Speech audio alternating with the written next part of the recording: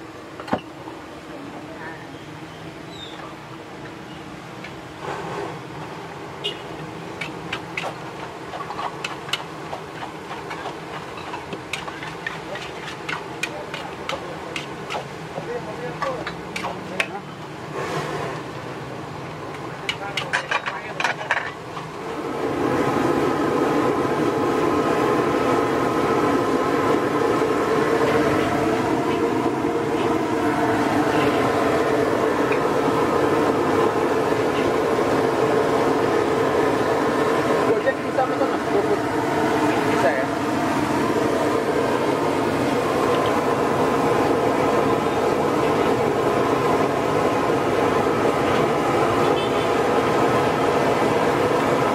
Guys, ini dia nih, gue udah dapet nasi goreng bistiknya. Wah, ini nasi goreng bistik. Wah, ini ayam bistiknya guys. Adanya di Jalan Antasari Anyar. Wah, ini ada kentangnya juga. Lengkap banget. Nah, ini sayuran-sayuran bistiknya guys. Porsinya dibanderol 18.000 aja. Ini ramenya parah banget. Tapi gue pengen nyobain apakah recommended atau enggak. Tapi sih kalau dari segi penampilannya sih oke banget sih.